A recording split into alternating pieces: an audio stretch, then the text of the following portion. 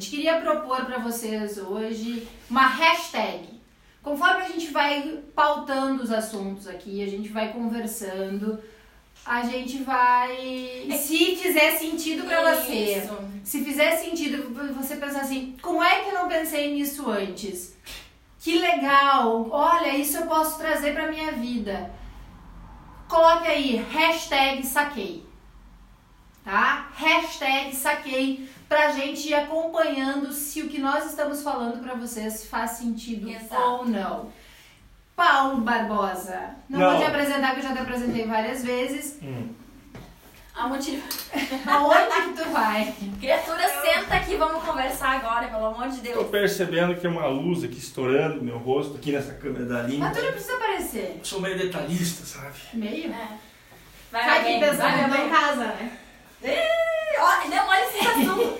Eu vou me retirar e vou deixar vocês dois com um bate-papo. No meio da DR do canal.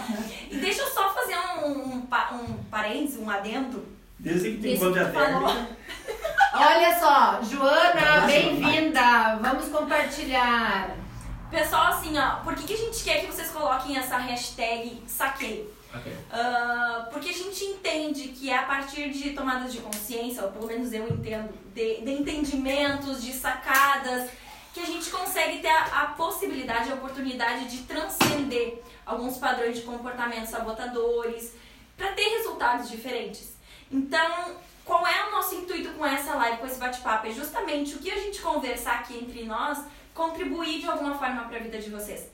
Então, se vocês conseguirem aproveitar esse conteúdo, aproveitar essas brincadeiras e essas sacadas que a gente tiver falando aqui e fizer sentido para vocês, a gente quer saber se a gente está contribuindo de verdade. Então, hashtag saquei. Vamos treinar aí, vamos ver. Quem Fabiane, tá curtindo hashtag saquei? Fabiane, Marcelo Flores, bem-vindo. Meu pai querido, amado. E aí, paizinho? Tu comete autossabotagem? Paizinho. A mãe te autossabota? A mãe, você tá 35 anos juntos, eles são quase um. Né? Adriana Coradini, prima, bem-vinda. Quase um negócio de família. Gente, como é que vocês enxergam? Eu não tô enxergando nada. Ah, tá. A gente que falou não sobre é cérebro muito ontem. chique, né? Tem um monitorzinho ali que, pra quem tem probleminha de visão, até a gente falou sobre isso, que nos ajuda aqui. Mas assim, Aline, dentro desses teus processos de cura, dos teus processos de transformação, dessa tua busca no autoconhecimento, no teu desenvolvimento pessoal, pra ti, o que é a autossabotagem? My God, menina! Na realidade, a autossabotagem, eu acho que são comportamentos, Paty, que a gente acaba assumindo, que a gente acaba realizando e que inconscientemente ou conscientemente, muitas vezes, acabam, ao invés da gente conseguir caminhar em direção a um estilo de vida, alguns resultados que a gente gostaria, são comportamentos que nos tiram desse alinhamento. Então, ou seja, a partir do momento que o que eu estou vivendo hoje e fazendo hoje, escolhendo fazer hoje, não está me levando ao estilo de vida, aquele mundo ideal que eu idealizo, tem um processo de sabotagem. Que muitas vezes a gente pode ter consciência, mas eu acho que na maioria das vezes é inconsciente essa dinâmica que a gente... Por isso que vem aquela percepção de muitas vezes a gente tá só andando em círculos. Parece que a gente se dedica, se esforça, se empenha e tá sempre no mesmo lugar. Ou aquilo que as pessoas dizem, eu dou 2 passos pra frente e um pra trás. É como se eu caminhasse e acabasse não saindo no lugar. Seria um processo de autossabotagem? Sim, eu acho que isso é um sintoma, é o que tá mostrando que tu tá te sabotando de alguma forma. E uma coisa que antes, né, Paulo, a gente conversou, cada um tem o seu processo de evolução, o seu processo de entendimento, porque nós somos seres individuais, ou seja, eu tenho a minha personalidade, eu tenho as minhas percepções, eu tenho as minhas experiências, as minhas crenças, os meus traumas, então eu tenho que entender qual é o processo de autossabotagem que eu faço, eu realizo na minha vida. Interessante. Continua o papo aí, daqui a pouquinho eu entro, tá? E eu tô fazendo os compartilhamentos. Então, e é assim, legal, pessoal, só parte pra galera que tá com a gente tá com um público legal, Pessoal, esse é aquele momento do esquenta. Então, o que é legal aqui? Se você sabe que esse assunto é importante, você sabe que isso é relevante, você sabe que isso faz diferença na tua equipe, nos teus funcionários, você sabe que isso é importante para a tua vida, cara, compartilha isso com alguém. Porque o mundo só é legal quando a gente divide. Porque é aí que a gente cresce, tu entendeu? Então, teu comentário durante todo o tempo é importante. Para isso eu tenho esses monitores todos aqui atrás, para a gente poder ver os comentários de vocês. E em algum momento a gente para olhar. Mas é muito legal. Sabe aquele joinha, a Paty está falando lá, sei lá, da morte do periquito. Você tem um periquito em casa, bota o joinha, cara. Porque isso faz com que o pessoal aqui capte a tua energia e o troço não seja frio. Porque a gente está olhando para câmeras, para luzes gigantes e monitores. Mas a gente quer sentir você. Então põe aquele joinha aí para a gente já ir treinando, para a gente já ir fazendo esse entendimento, esse acordo. E mais do que nunca, é a hora de você compartilhar, marcar o nome das pessoas no comentário. Cara, essa mulherada, mais do que ser bonita e inteligente, elas têm conhecimento. Então, você que é mulher, vamos reforçar o time. A gente compartilha tanta porcaria no dia a dia, vamos compartilhar o que é bom. Vamos levar coisa boa para quem é importante na nossa vida? Agora é a hora, vai lá. Ia falar isso que tu falou, leu meus pensamentos. Eu vi que o Alessio, meu primo, entrou ali, ele é um empresário, tem uma grande imobiliária em Ijuí, então quem estiver procurando imóveis em Ijuí, procura lá Ijuí Imóveis, que vai estar bem assistido. 10%, Alessio, 10%. Eu ia perguntar para o Alessio se além dos processos de autossabotagem, se ele consegue identificar funcionários deles, que às vezes são estabelecidas metas e as pessoas começam a entrar em processo de autossabotagem. Tá indo tudo bem até que, né? Eu acho que isso é uma frase que identifica muito a autossabotagem. Tá tudo bem até que algo acontece. E aí, quando esse algo acontece, qual que é a primeira tendência que você tem? Culpar o outro ou chamar a responsabilidade pra si? Olha... Momento de reflexão. Polêmico. Na realidade, deixa eu dizer uma coisa pra vocês que eu tô percebendo, pode ser o meu olhar. Eu acho que a gente vem numa mudança de percepção. Parece que as coisas estão começando a mexer com as pessoas. Ou seja, tem bastante gente com esse entendimento. Se eu puxar a autorresponsabilidade pra mim e tomar conta da minha vida, ou seja, tudo que eu faço, tudo que acontece comigo, todo o resultado que eu tenho eu tenho essa responsabilidade. A partir do momento que eu puxo isso pra mim, eu tenho domínio, eu tenho controle das coisas, eu consigo tomar decisões, eu consigo escolher caminhos que vão me levar para um resultado diferente. E eu tô percebendo, eu ia dizer assim, não, as pessoas não assumem responsabilidade. Tem muito esse padrão e às vezes a gente é assim, acho que a gente migra, né? Conforme a satisfação, conforme é satisfatório. Agora é importante, agora eu consigo puxar a autorresponsabilidade. Quanto mais dor, quanto mais difícil, mais eu tendencio a terceirizar, a transferir. Então, quando a gente entende que tudo, 100% tudo do que acontece na nossa vida tem responsabilidade nossa, a gente começa a ter o controle das coisas. A gente começa a ter o domínio sobre as coisas que acontecem. Uma coisa sobre isso que a gente estava falando... Essa questão do consciente e do inconsciente, ela é determinante para a gente conseguir identificar quando a gente ingressa num processo de autossabotagem.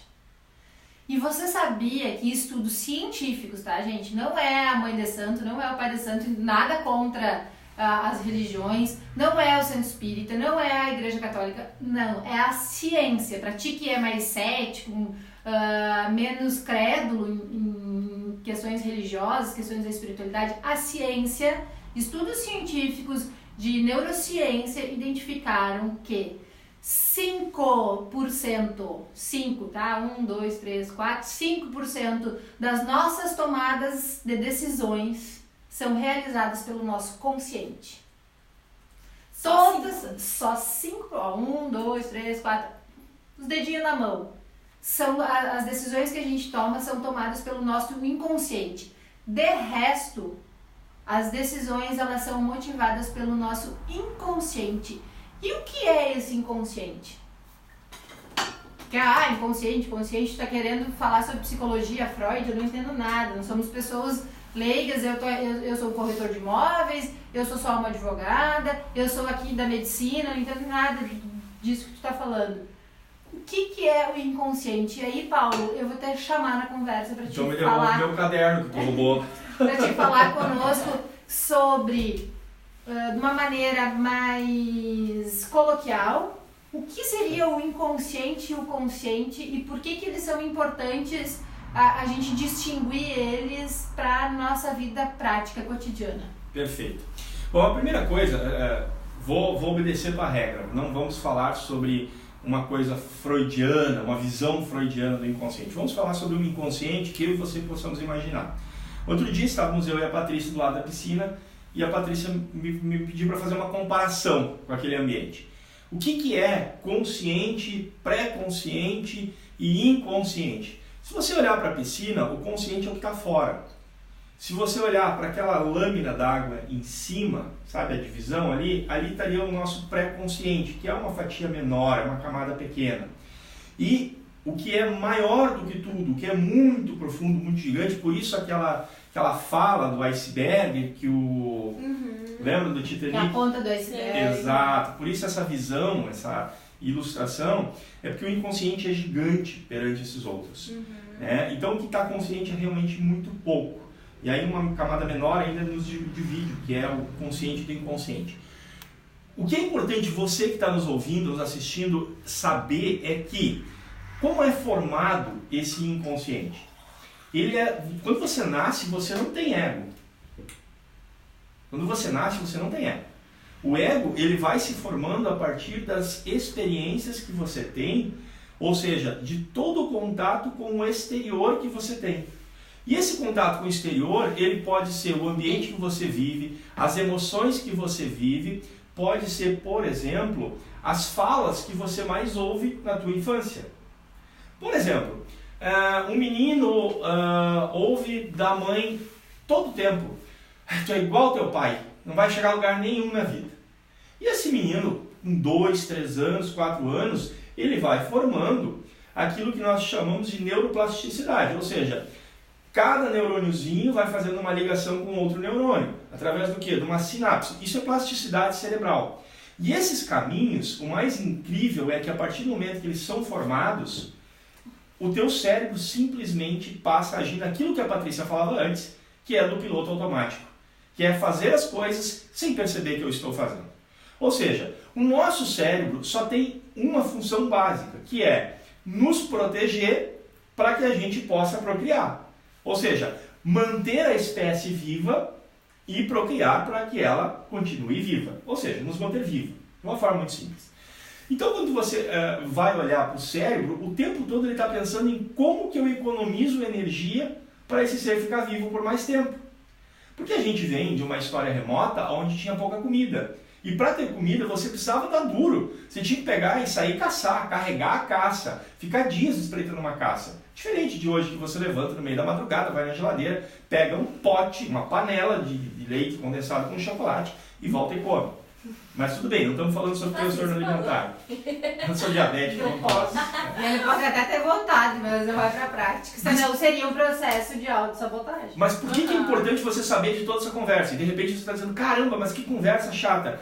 É que é o seguinte, cara, depois que a tua mente faz essas conexões interneurais, essas sinapses, a partir daí o teu cérebro, que só quer economizar energia e te manter vivo, ele não vai procurar outra estrada, outro caminho.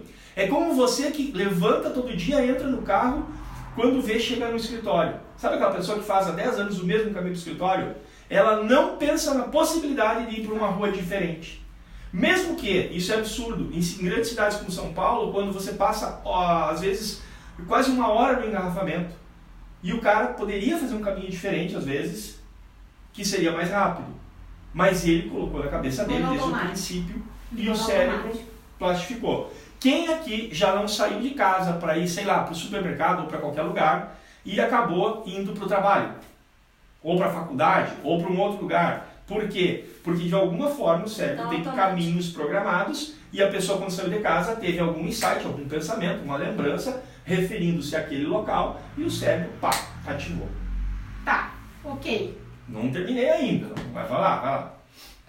Aqui nós estamos, tu tá falando da abordagem, daquilo que eu fico expert em fazer, E faço reiteradamente da mesma forma. Exatamente, mas então, também porque falei... foi uma construção. Mas também falei, e aqui está a construção mais importante. Lembra que eu falei? O ego é formado a partir de tudo que vem do externo. Ok. Pois é, foi uma construção da pessoa. E quando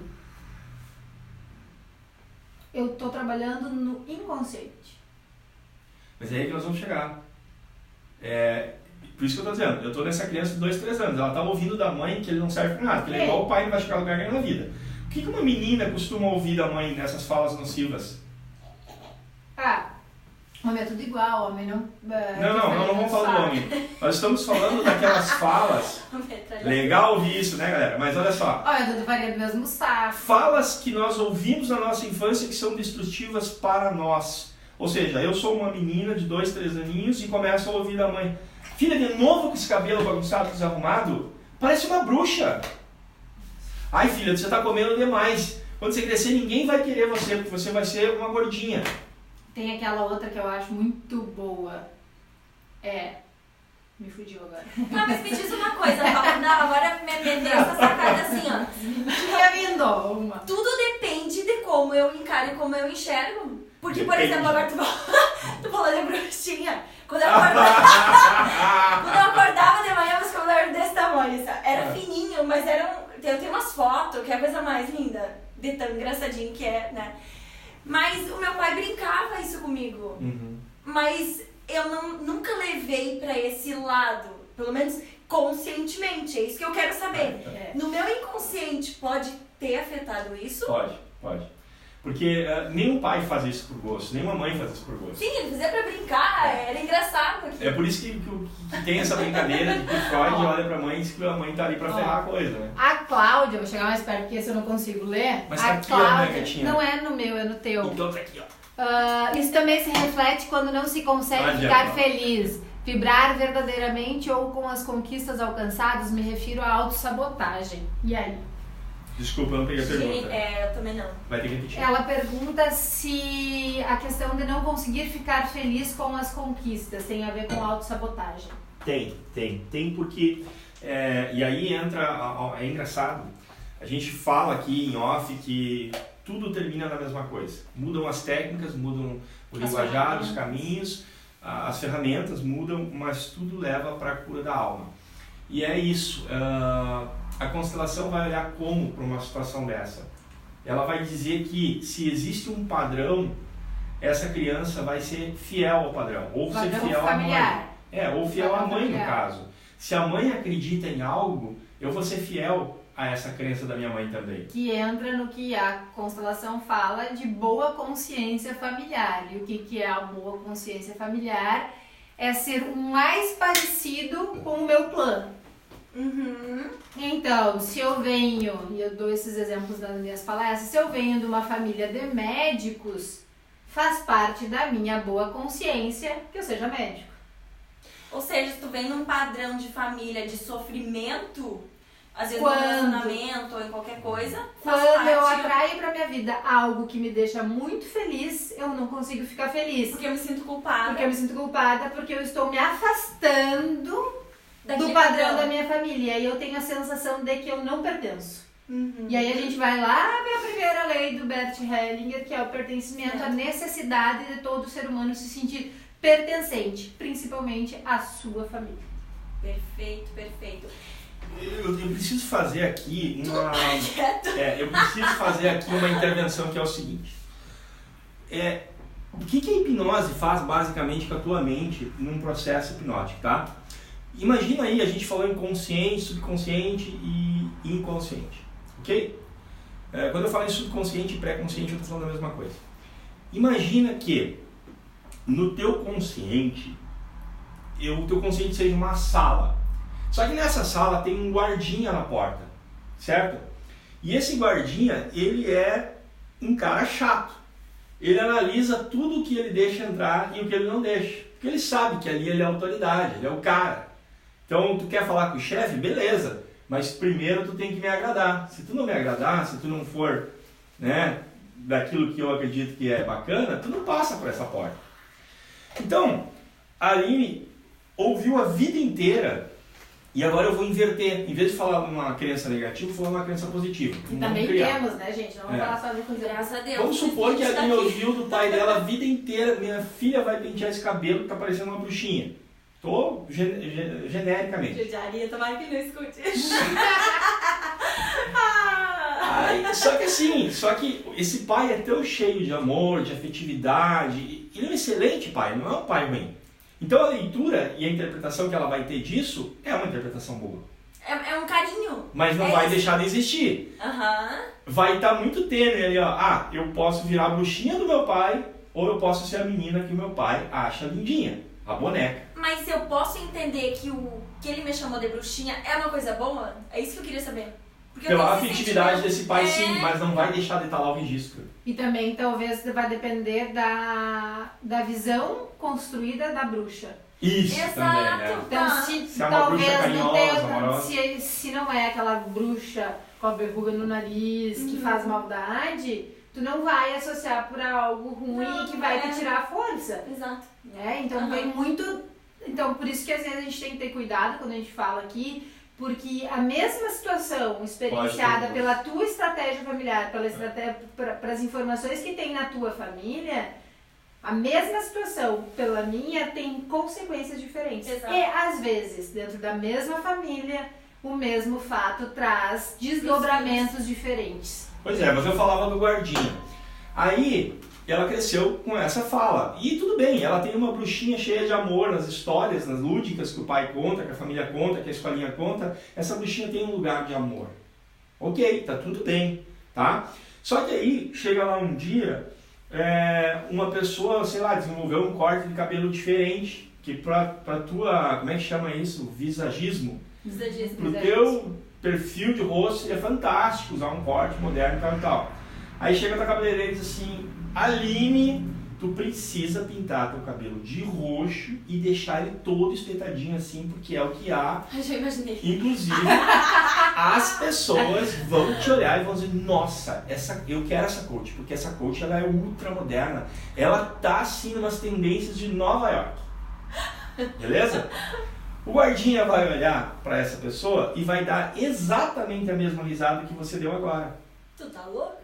Tu entendeu? Vocês viram a risada que ela deu aí? Quem conseguiu ouvir a risada da Aline, dá um joinha pra mim aí agora em casa. Porque essa risada é exatamente o que eu tô trazendo pra vocês. É a programação. É o filtro. E aí o guardinha vai dizer: não, aqui não. Qual o problema disso? O problema disso é que esse guardinha tá o tempo todo de plantão, 24 horas, 7 dias, enquanto você estiver vivo, e possivelmente quando você desencarnar ele continua lá. E ali tá o filtro de tudo que você deixa passar para o teu inconsciente ou não deixa. Porque a informação que você foi colhendo do exterior para formar esse ego, para formar todo esse arcabouço de referencial de valores, de crenças, do que é bom, do que é ruim, do que eu posso ou não ser, ou vir a ser, foi formada até uns 7 anos de idade. A partir dali, o guardinha assumiu o posto, querido. E bailou na curva. Não tem como matar o adversário. Se você matar ele, você mata você. Padrões de comportamento sabotador. Glessir, bem-vinda! Denise também. A gente se perde aqui e esquece de vocês aí. Como eu posso perceber uma sabotagem no ambiente de trabalho? Várias formas, eu acho. Uma delas que me vem muito quando eu li isso é a procrastinação. Sim, até porque a procrastinação é um sintoma de alguma causa, de alguma coisa que está acontecendo. Então, quando se tem procrastinação na nossa vida, no trabalho, independente de qual área, ali ela tá te mostrando que tem algum padrão de comportamento sabotador. E aí tem outros desdobramentos, não sei se a Aline concorda comigo, por exemplo, tu tá na iminência de receber uma promoção, ou tu tá concorrendo a um cargo de promoção. E pra chegar nessa, né, atingir esse cargo, ganhar a promoção, tu precisa, sei lá, por uma semana chegar cedo no trabalho. E aí tu começa a te atrasar. É o carro que não pegou, é o engarrafamento, o caminho que o Paulo falou antes, o caminho mais difícil para chegar até o trabalho, complicou. Isso são processos inconscientes de uma autossabotagem. Coloquei o despertador 40 minutos antes do que eu costumo porque eu não quero chegar atrasado. E mesmo assim tu consegue chegar atrasado. Isso são processos de autossabotagem. Sabe o que é incrível disso? É que, não estou aqui querendo criar um termo técnico científico, tá? Mas pensa comigo, se essas pessoas que se sabotam, não parece que elas têm uma síndrome do afogamento.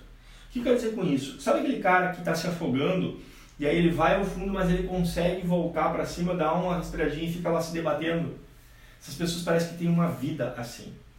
E aí eu te pergunto, se você fosse pensar em alguém que você conhece, você que está me assistindo agora, tá? Tem alguém que você conhece, que está perto de você, que tem comportamentos de autossabotagem? Sim ou não? Bota aí para mim um sim, se você tem alguém. É importante a gente construir esse raciocínio juntos, tá? Coloca um sim aí se você conhece alguém. E aí vamos traçar, eu e você aqui agora, eu quero que você coloque nos comentários perfis de comportamento do autossabotador. Qual seria o primeiro, o primeiro comportamento típico de um autossabotador? Um dos mais fortes, eu diria, né? Porque todos nós temos um processo, um comportamento sabotador. Alguns mais fortes, outros mais fracos, um tendenciando para uma questão de trabalho, outro tendenciando para uma questão de saúde, relacionamento.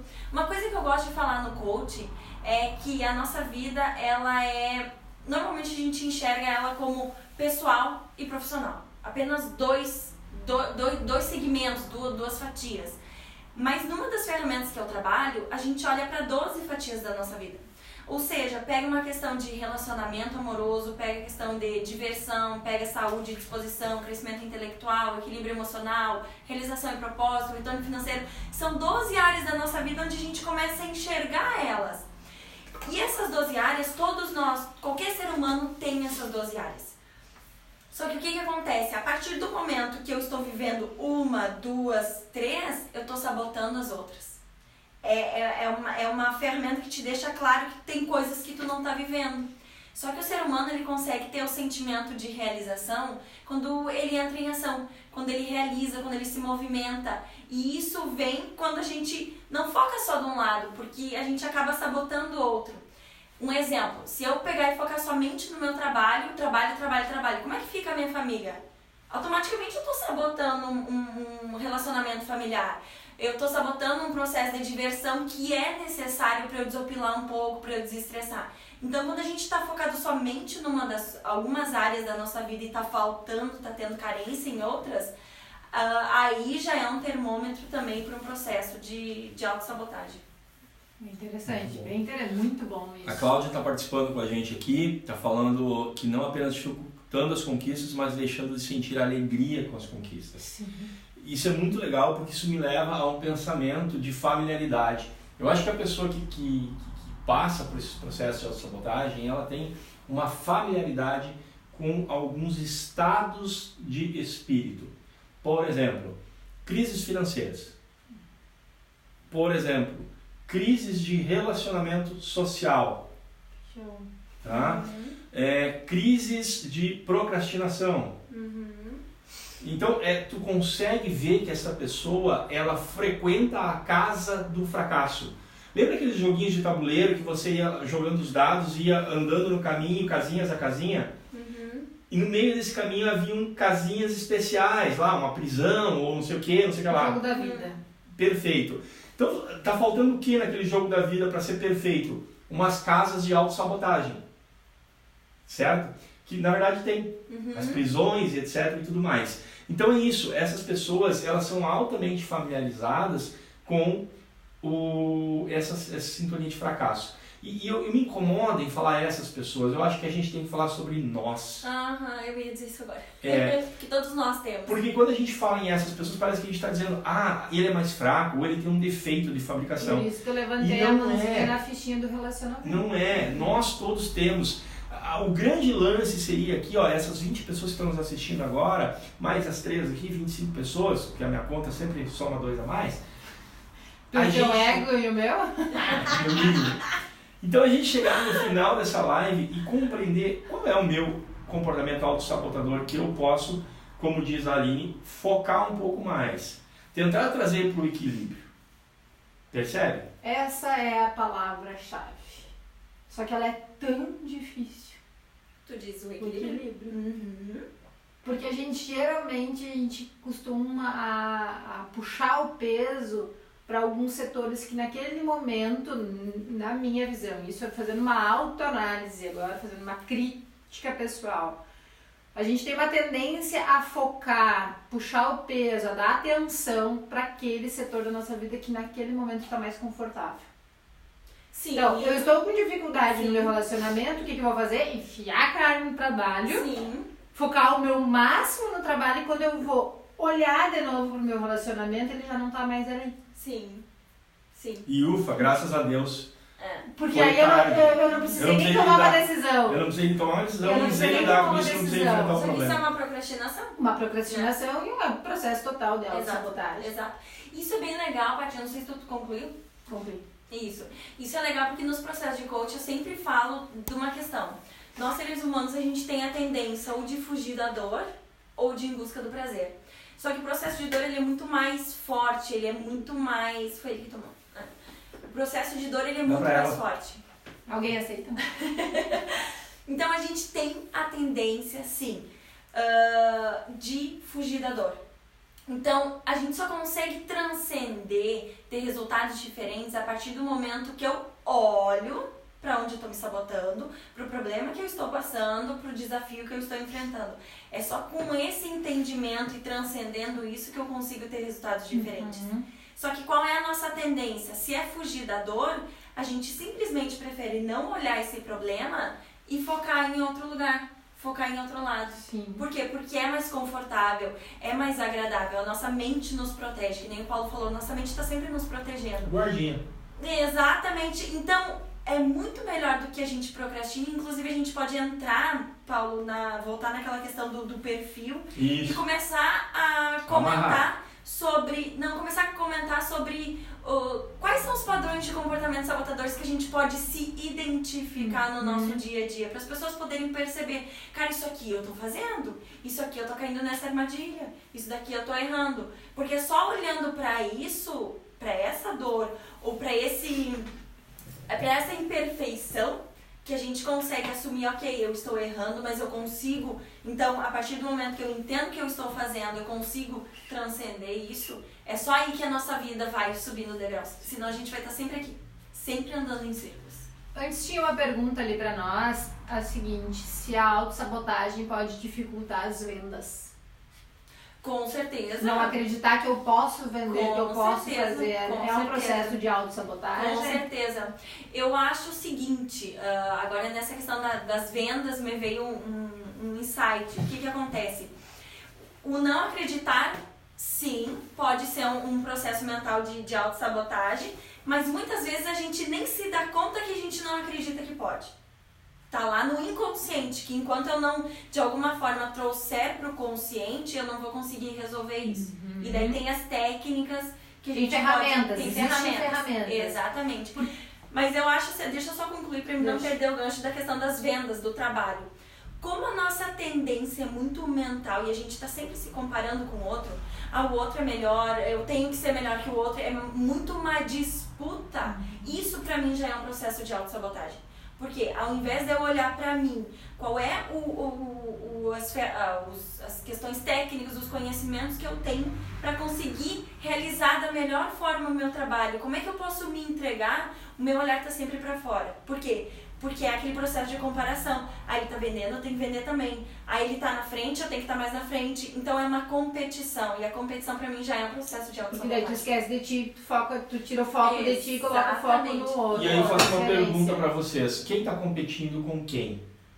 É a pessoa ou é o ego da pessoa? O ego mental. Porque a gente confunde. E você que está nos assistindo certamente já passou por essa experiência de confundir o teu ser, você, com aquilo que o teu ego está dizendo.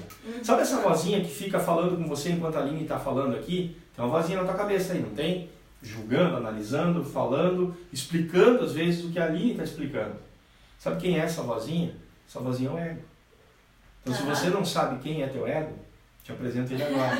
Trazer a vozinha. Cirlei Aparecida dos Santos está falando com a Aline, no perfil dela. Aline, olha só, a autossabotagem pode ser algo consciente ou inconsciente, mas acredito ser destrutivo. Damari está contigo no teu perfil lá também, legal. A Cássia, a Carla, tem uma galera. É um processo. E dessa questão de comparação, é muito interessante isso, porque a gente tendencia a fazer isso o tempo todo, e não só nas vendas, na profissão, mas eu acho que em tudo. Quando a gente vai para o processo mental de comparação, a gente compara com o que o outro tem de melhor, automaticamente com o que eu não sou bom. Então é uma comparação meio desigual. Então isso me traz todo um processo de frustração, de desânimo, de falta de energia, de falta de foco, que também é um processo de autossabotagem. Só que sou eu que me coloco nisso. Daí a gente vem pra autorresponsabilidade. Sou eu que me coloco nisso. Deixa eu te fazer uma pergunta, Karine. Agora eu vou falar com quem tá do outro lado. O que é pra ti vencer na vida? Boa. Porque ela colocou ali essa questão de que a gente não é capaz de vencer. O que é vencer pra ti? Porque pra mim, vencer, eu já sou uma vencedora, porque eu estou viva, eu tô aqui, agora, tô falando com vocês.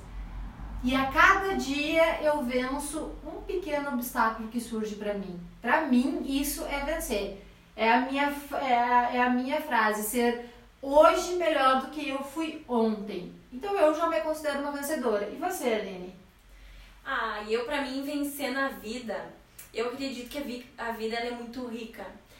Eu sempre digo na minha frase, a vida é muito incrível pra gente realizar pouco. Então eu acho que o vencer na vida é a gente saber explorar o que a vida tem de abundante pra nos oferecer todos os dias. Todos os dias. Porque a minha felicidade não é numa conquista futura, é no que eu tô vivendo hoje. Então, todos os dias eu me faço essa pergunta: como é que eu vou explorar a minha vida hoje? O que eu vou aproveitar? Pra mim, isso é vencer na vida. E pra ti, Paulo, o que é vencer na vida? Equanimidade.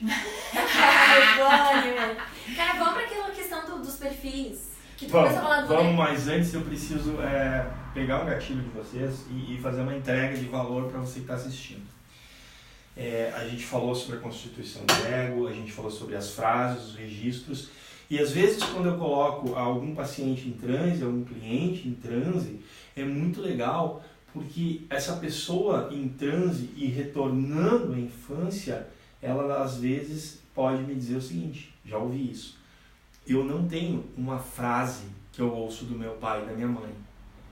E aí eu, sabendo que sempre tem um registro, eu como terapeuta eu olho para isso: não, peraí, alguma coisa está dando errado no transe, porque essa pessoa não é possível que ela não alcançou.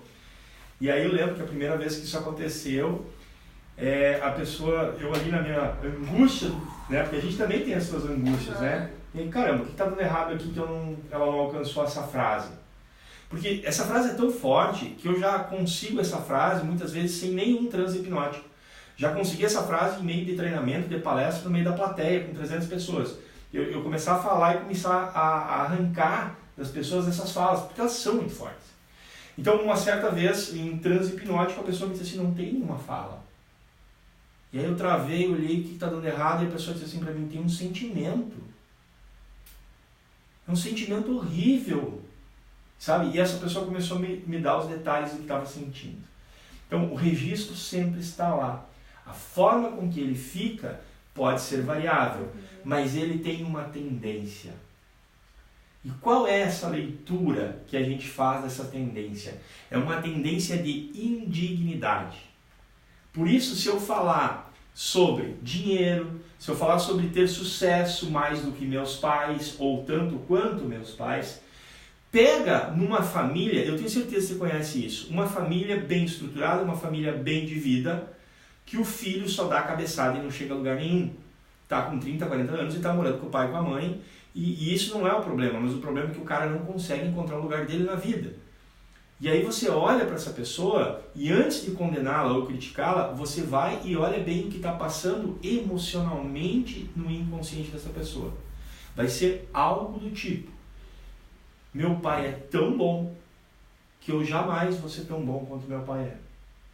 O cara que tem um pai, desculpa a expressão, gente, mas aqui, ó, o cara que tem um pai foda, aquele cara que é bom de negócio, um cara bom demais na vida, um cara que é um exemplo, e a gente tá cheio de pessoas assim. A gente gosta de olhar porque é ruim e dizer que o mundo está perdido, mas não está. Tá cheio de gente boa. Tá cheio de gente boa. E se tu contar nos dedos, tu vai ver que tu tem 10 amigos bem facinho que tem uma situação dessa, que o pai é tão foda, teve tanto sucesso que ele tá batendo a cabeça e não se acha na vida. Então, o sentimento, não importa a fala se é da bruxinha, se é da gordinha, se é do... Tu nunca vai chegar a lugar nenhum na vida, tu não adianta nem te estudar porque tu é burro. O sentimento sempre está permeado por uma indignidade. E aí eu acho que vem aquela fala que ontem, após a live de ontem, quem assistiu ontem, tenho certeza que ganhou muito, né? A gente fez uma live sobre amor cego, e isso diz muito respeito às nossas referências familiares. Eu e a Patrícia fomos assistir um filme. E aí a Patrícia teve um insight tão profundo que correram lágrimas dos olhos da Patrícia ontem. Qual não foi a profundidade do insight? Tu consegue lembrar o que eu fale? Eu quero que tu fale, agora... Eu falei do filme aqui, que é Uma Lição de Amor, Netflix, quem quiser assistir, vale muito a pena. Que é a história de uma menina que tem um pai que a inteligência... A capacidade mental dele é de 7 anos. O desenvolvimento intelectual dele não ultrapassa de uma criança de 7 anos e quando a menina chega nos 6 entra em crise. Mas enfim, os insights da Patrícia, as lágrimas da Patrícia deram conta de que tudo isso vem, no fundo, essa indignidade, como uma busca de não perder o meu lugar na família, ainda que esse lugar esteja distorcido ou conturbado ou errado, equivocado. Mas eu, como criança ou como filho, não importando a idade, eu não quero desrespeitar o meu pai. Eu não quero desapontar o meu pai e a minha mãe. E, gente, aqui vai ser difícil talvez você entender, mas é preciso acreditar no que eu vou te falar. Essa mente inconsciente, ela não tem um senso de julgamento de bom ou ruim. Se o pai diz que ter dinheiro é errado, você pode bater com um livro na cabeça do cara que não entra outra coisa até ele tratar isso. Você pode ganhar na loteria. Você manda todo o dinheiro embora. E tá cheio de exemplo disso. 90% de pessoas que ganham na loteria perdem todo o dinheiro em menos de 3 anos. Porque ela se sente indigna disso. Entendeu? Ela foi criada para o que ela é. E na verdade, agora tu falando isso, eu me lembrei que a gente fica preso a esses padrões, essas crenças familiares, a isso que a gente cresce ouvindo, né? Eu, por exemplo, que eu acho que foi muito forte na minha família, tem que ganhar dinheiro, depois tu vê se tu vai ser feliz. Primeiro tu ganha dinheiro. A felicidade, ela é uma consequência do dinheiro. E então, assim, primeiro tu tem que fazer as obrigações para depois tu ter as diversões. Então não pode... que a gente vai escutando. Que a gente vai escutando e a gente...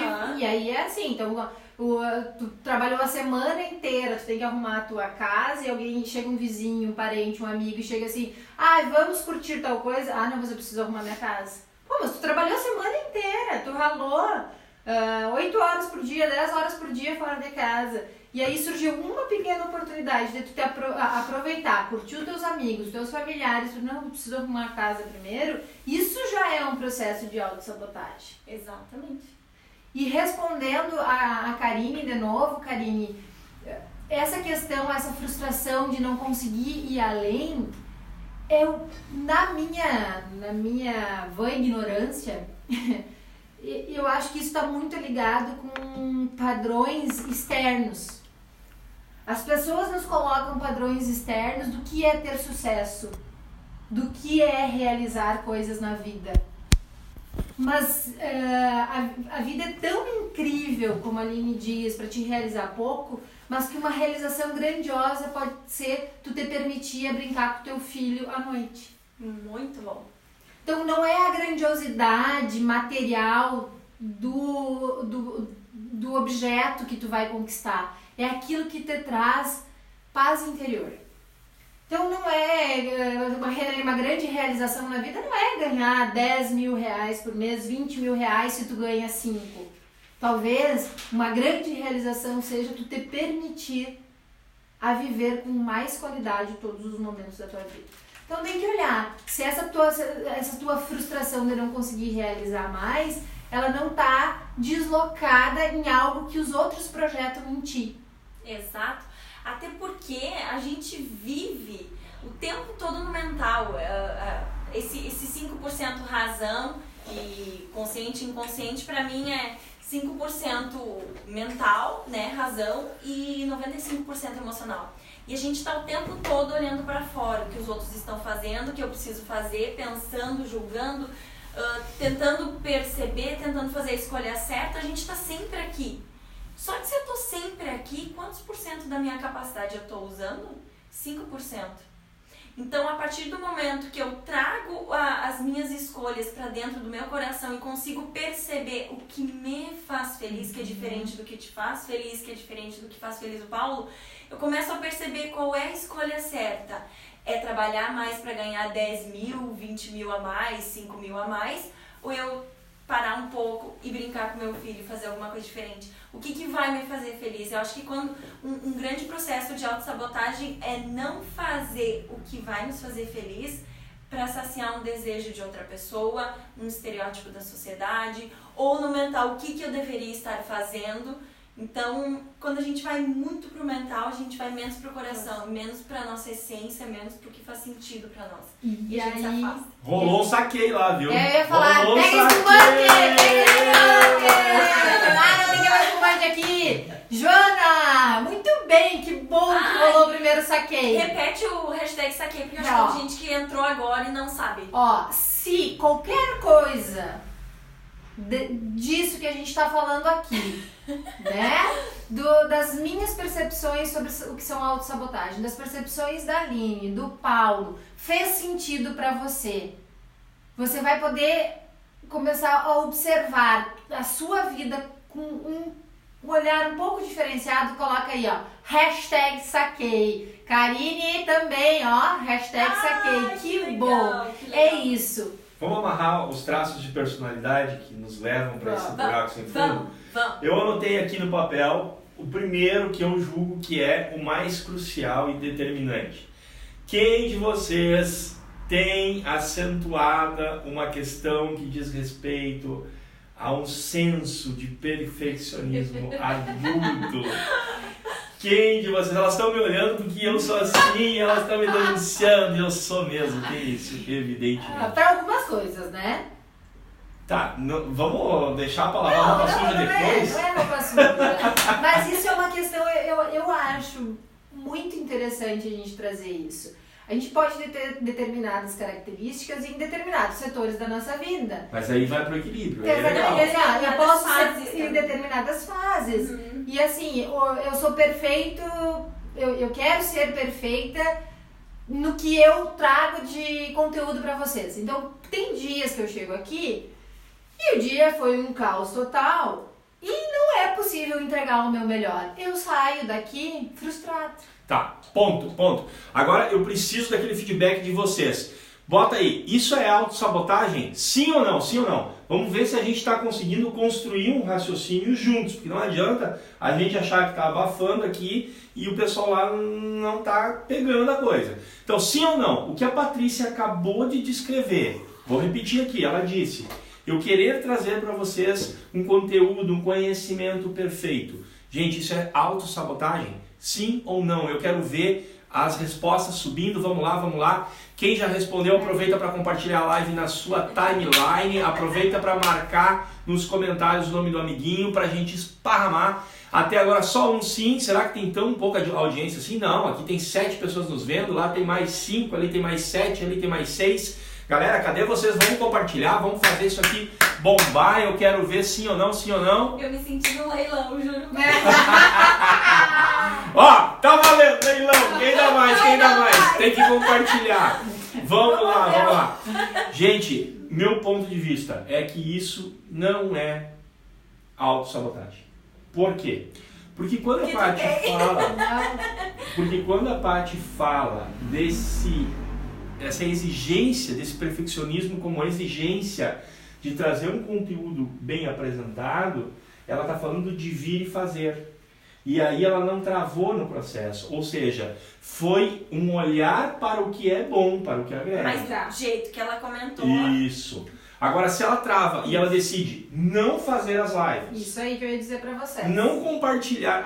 sabe aquela pessoa que está num grupo de pessoas que estão falando um assunto e a pessoa tem uma opinião formada sobre aquilo, mas ela fica quieta e não dá opinião. Porque ela diz assim, eu não vou me meter, eles sabem mais do que eu, não sei o quê.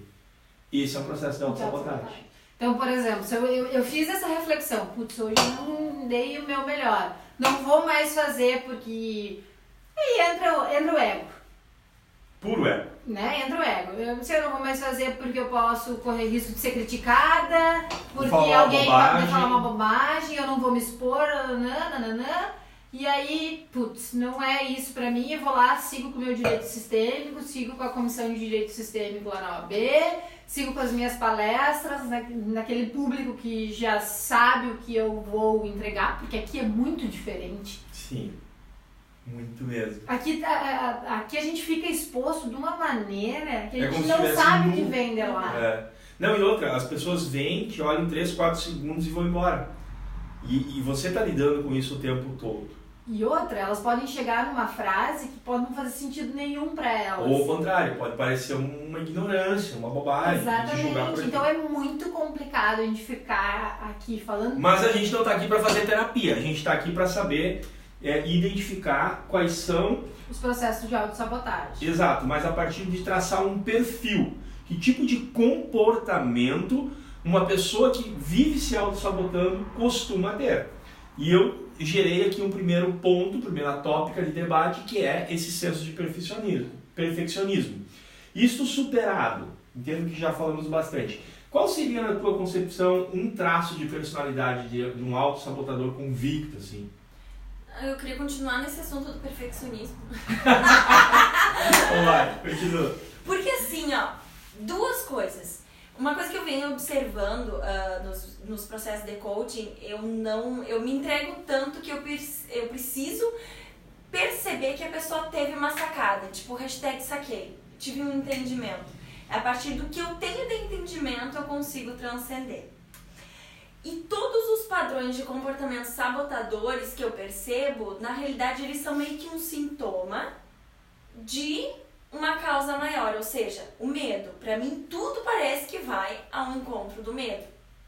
Por exemplo, o perfeccionismo, ele pode sim se instalar por um medo de um julgamento. Por uma necessidade de aceitação que o ser humano tem, natural, e um medo do julgamento, eu acabo me moldando para ser aceita naquele grupo, para ser aceita no meio. Deixa eu fazer uma pergunta, você que é coach. Do que as pessoas têm mais medo? Do fracasso ou do sucesso? Cara, eu ia dizer primeiramente do fracasso, mas eu vou ter que dizer que é do sucesso.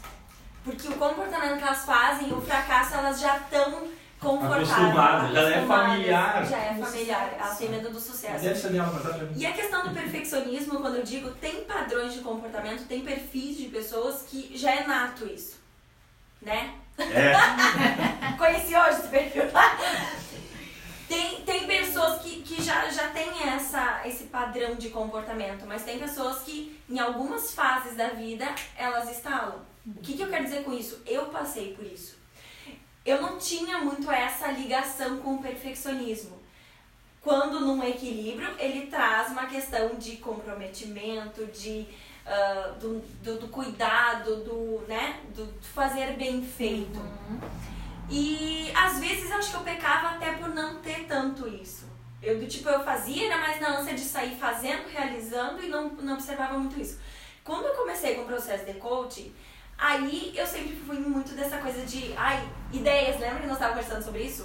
O que eu posso fazer de diferente? O que eu vou criar? E daí começou a vir os vídeos, começou a vir as lives. Gente, essa questão do medo de ser julgada, de não fazer bem feito, começou a entrar num processo de perfeccionismo tão grande que os primeiros vídeos que eu gravava mais de 30 vezes a mesma coisa, que eram vídeos, stories de 15 segundos. E eu olhei e disse, mas o que é isso? E não postava. Não postava, porque o cabelo não ficou bom, no outro a luz não ficou boa, no outro uma palavra que eu falei não foi pronunciada corretamente. E eu entrei num senso de perfeccionismo tão grande que eu travava, eu não postava, eu não realizava e eu me desgastava tanto, era tão desgastante, tão cansativo aquilo ali, que eu não queria mais nem ver o celular na minha frente. Perdi o prazer. Perdi o prazer. Que é? Até uma vez o João, que foi meu coach, ele pegou e disse assim, Aline, que patamar que tu quer chegar na tua profissão? Eu disse, eu quero ser muito conhecida, eu quero agregar muito na vida das pessoas, eu quero contribuir. E ele disse, tá, e tu vai ter tempo pra ficar gravando 30 vezes o mesmo stories? Eu disse, claro que não. Ele disse, então tu já tenta trabalhar tua mente pra viver hoje aquilo que tu quer ser amanhã. Que automaticamente, cara, não é por um cabelo, não é por uma luz, não é por uma fala, no próximo vídeo tu vai corrigir. Tu vai ir evoluindo, porque a repetição gera habilidade.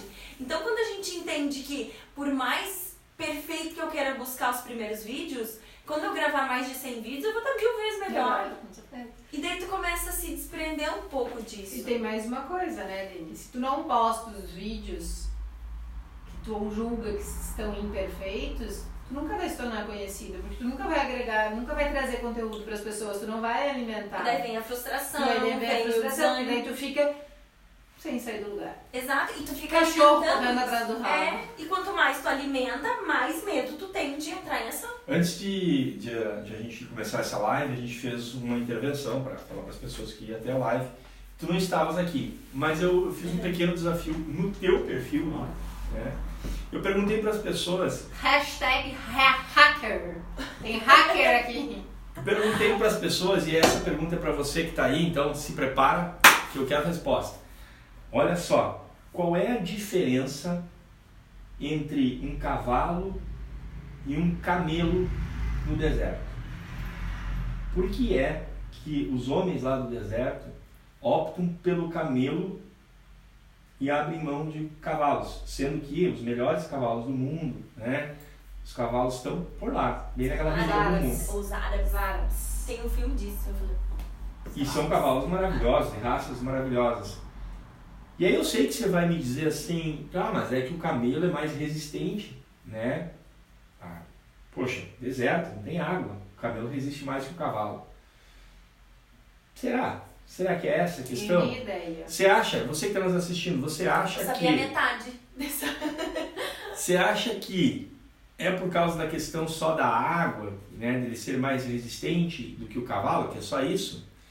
Mas olha, tem uma história que conta o seguinte, o camelo, quando ele está com sede, quando ele está esgotado, ele trava, ele para, ou ele começa a cuspir para cima, cuspir no cara que está lá montado nele, ele começa a bater lá com a pata no chão, enfim, ele emite uma série de sinais para que o dono, a pessoa que está montada, saiba que ele precisa tomar água, que chegou ao limite dele, ele precisa tomar uma água.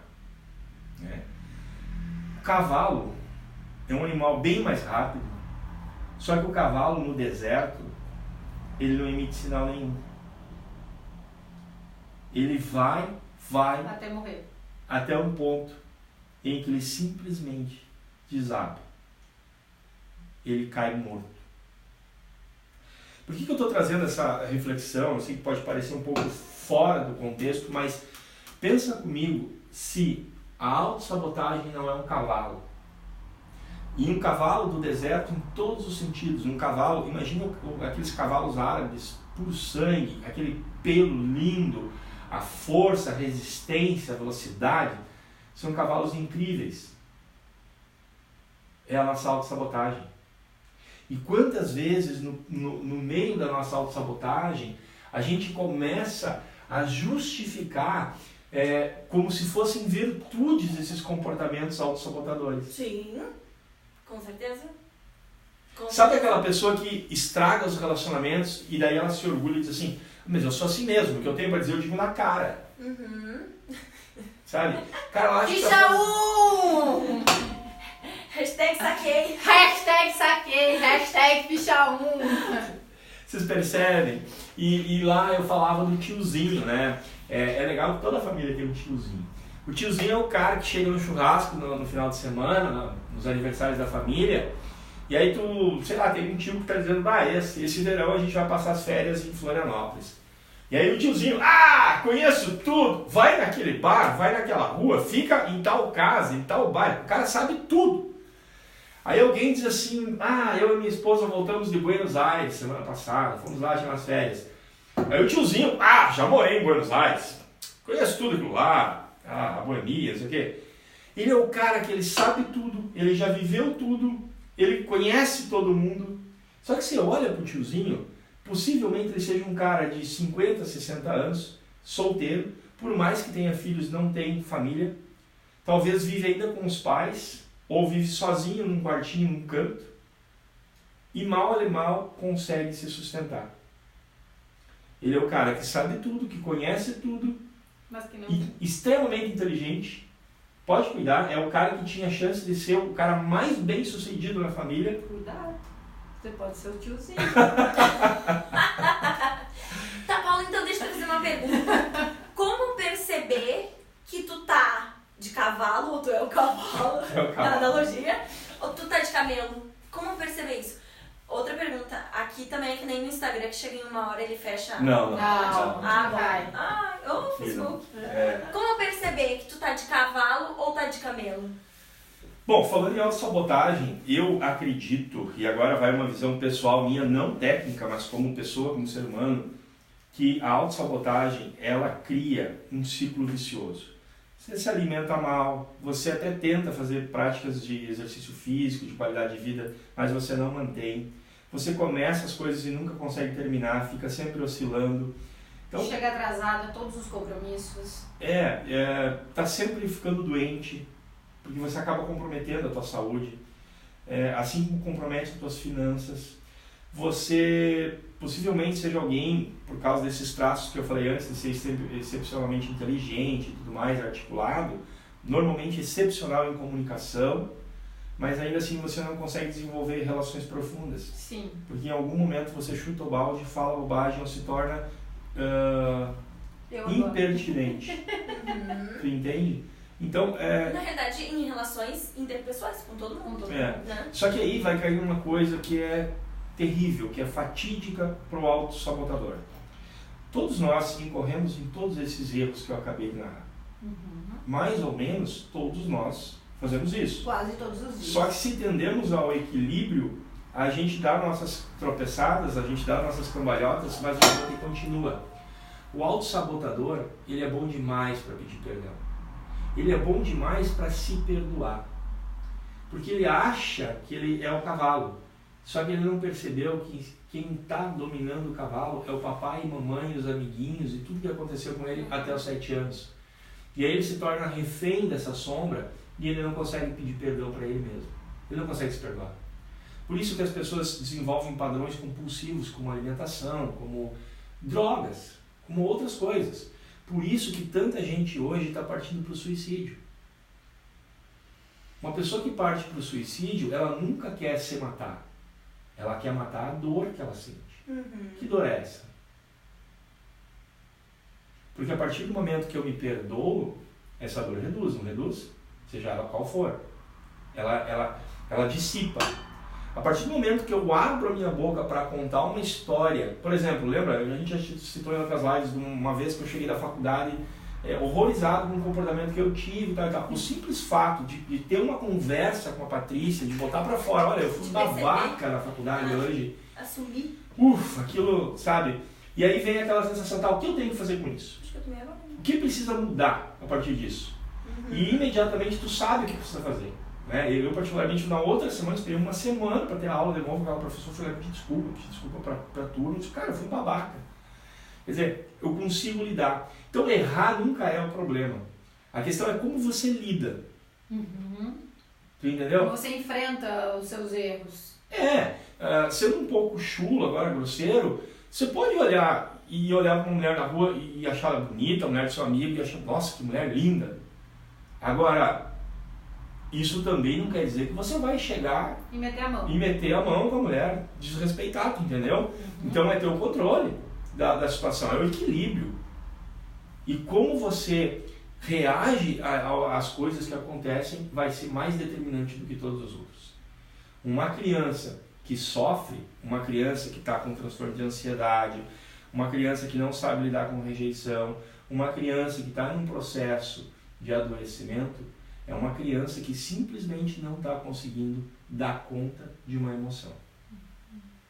E isso vai reverberar mais adiante, pode até ser na adolescência, num processo de autossabotagem na escola, Profundo. com os amiguinhos. A gente teve um estudo de caso. Não casos precisa ser só hoje, adulto, não somos só os adultos que nos autossabotamos, as crianças também já começam com o processo de autossabotagem. Fobia social, anorexia, uma série de questões que surgem de crianças que não conseguiram lidar com suas emoções.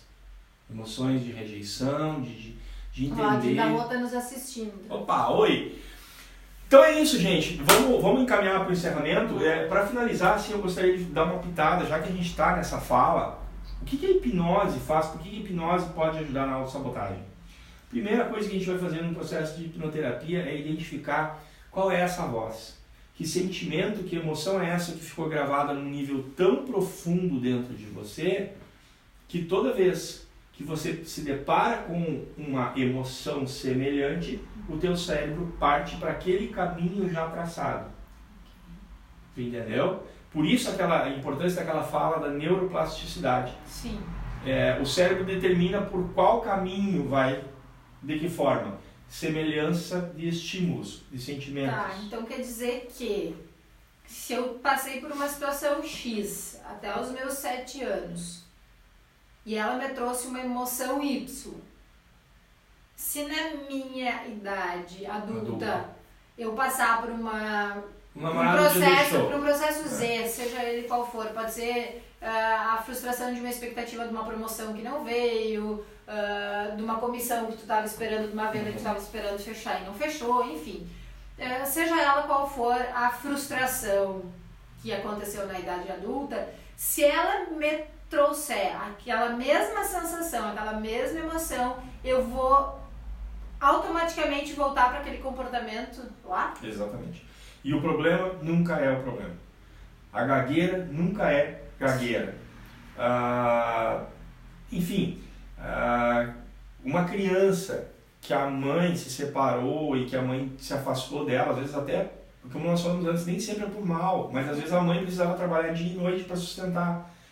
E essa criança não conseguiu, né, dar conta dessa emoção de ficar sozinha, e isso gravou, em vez de gravar aquela emoção de mamãe está trabalhando, mamãe está cuidando de mim, gravou uma emoção tipo mamãe saiu e só volta tarde e eu estou aqui sozinha. Gravou mais forte essa emoção. E aí lá com 23, 30 anos talvez, você está pronta para casar e o namorado simplesmente se atrasa, não chega. Aquilo pode virar uma crise que dá fim no noivado. Por quê? Porque eu já sei como isso termina. Mamãe vai embora. Às vezes uma mamãe que ficou doente e veio a falecer. Você entendeu? Eu já sei como isso termina. Ele não veio agora, daqui a pouco ele não vem mais, depois ele vai embora e eu fico sozinho. Problema nunca é o problema. Por isso a importância da hipnose. A hipnose é uma ferramenta que te ajuda aí de uma vez. É certeiro, você vai e acessa. E a partir daí não quer dizer que faça milagre. Vai também ter que ser feita uma terapia, passo a passo. Mas pelo menos você sabe qual é o problema. Porque aí eu acho importante a gente frisar aqui, eu procuro frisar em todas as lives que a gente faz. Não é o hipnoterapeuta, não é uma sessão de hipnose, não é um processo de coach, não é a constelação familiar que vai trazer a cura para vocês, que vai fazer um milagre acontecer na vida de vocês. Todas essas ferramentas, elas são importantes para que você tenha o que a gente chama a tomada de consciência. Identificar principalmente esses profissionais estão a serviço da tua questão para identificar qual é o fato originário, onde foi causado o primeiro trauma. E aí, a partir disso, os movimentos são feitos por você. E lembra da história do cavalo dourado que só quando morre cai? Tá atualizando, mas tá tudo ok lá, tá transmitindo, tá? Assim eu espero. Pessoal, tá todo mundo recebendo aí sim ou não? A imagem, áudio, vídeo tá ok? Porque o nosso monitor caiu aqui. Porque eu acho que o meu tinha travado. Ah, pode ser. Bom, falando sobre isso, um comportamento padrão são as prioridades. Você sempre vai ouvir uma pessoa dizer que psicólogo é muito caro. Ah, eu tenho que levar meu filho, eu tenho que ir, né? Eu tenho que fazer terapia, é muito caro. Mas quanto é? Sei lá, R$80, R$100, R$120. A pior hipótese aí, na média, claro que tem todo o preço, mas que seja R$120. É muito caro. E aí o cara, por 4 vezes no mês, são quase R$500. Vamos lá, R$500 por mês. É caro. É caro. Você acha caro? Quanto custa você continuar se sabotando? Porque para ir no shopping comprar um tênis novo, um sapato, uma calça, às vezes até uma cuia, uma térmica, uma bomba, sei lá, um copo. Vai no cinema. Um livro. Uma amiga minha foi no cinema, levou 3 filhos, gastou R$200. Pois é. Entre entrar de cinema e pipoca. E aí não é caro. Ela chocada. Tudo bem, mas você entende, mas questão também deve ter de prioridade. Um investimento. Sim, proporcional. com certeza. E é também, gente. Ninguém aqui tá falando, até porque esses processos de lazer são muito importantes. Claro. Tá na fatia da diversão e hobby ali. Que é necessário. Mas, cara, nada justifica. É prioridade. O que é importante para você e aonde você quer chegar define a tua vida. Tá? E isso, ter claro isso é o principal. Do contrário, você vai ser o cavalo correndo pelo deserto. E só vai perceber quando você estiver infartado. Então não adianta ficar de mimimi. Pessoas que tendem a preferir comprar um tênis, um sapato, um celular do que fazer um coach. Necessitando fazer um coach. Ah, não quero fazer o coach, não quero fazer uma terapia, não quero fazer o quê? Necessitando, vendo que seria de uma grande valia, exato. Aí é um processo de sabotagem. Tá bom, levanta a mão aí quem não precisa. Ninguém levantou a mão, viu? Então assim, gente, nós já estamos 1h10. Pra mim foi muito rico, porque eu aprendi muito com vocês aqui hoje. Então eu gostaria que a gente deixasse uma mensagem. Cada um, começando por ti, Paulo. Que aqui a gente é meio feminista, não tem esse negócio das damas primeiro. Então, a minha mensagem é que a internet, o Wi-Fi caiu. Gente, a minha mensagem foi essa. Eu realmente já encerro aqui, não vou me estender. Poderia fazer aqueles discursos emocionais que eu adoro, mas vou deixar para as meninas fazer. A minha mensagem é essa. Qual é a sua prioridade hoje na tua vida? Se você conseguir responder essa pergunta, tenho certeza que a tua vida será melhor. Eita! Eu, como sou emocional e adoro falar, eu vou passar uma mensagem. Gente, na realidade, trabalhando na questão de processo de coaching, eu acho que nem o Paulo disse, não é questão só de necessidade, é questão de agregar para a vida. Eu acho, como eu disse no início, a vida é muito incrível pra gente realizar pouco. Então, o que eu preciso assumir de autorresponsabilidade, o que eu posso fazer para aproveitar mais a minha vida, para explorar mais a minha vida. Não é uma coisa só que vai fazer, vai resolver os teus problemas, não. É a soma de todas as coisas que tu vier fazendo, principalmente tu abrir a tua mente para isso, tu te permitir olhar para isso. E mais do que importante, que é a clareza da onde eu quero chegar, é quais são os padrões de comportamentos sabotadores que estão me impedindo de chegar naquele resultado. Eu acho que quando a gente olha para isso, o resultado, aonde a gente quer chegar, não precisa nem estar tão claro assim. Mas aquilo que a gente está fazendo e que ao invés de estar indo ao encontro desse resultado que eu estou buscando, está indo para um caminho contrário, aí, meu bem, tu não tá aproveitando a tua vida, tu tá a serviço de uma dinâmica que se tu não olhar, não enxergar, não tomar consciência, porque nos meus processos eu gosto muito disso. Meus coaches têm algumas palavras que eles parecem que vão repetindo ao longo do processo, isso é muito legal. Que são as tomadas de consciência, enquanto eu não perceber qual é o padrão que eu tô vivendo, qual é a dinâmica que eu tô trazendo pra minha vida, eu não consigo transcender. Porque tudo que a gente faz, a gente acha que é certo.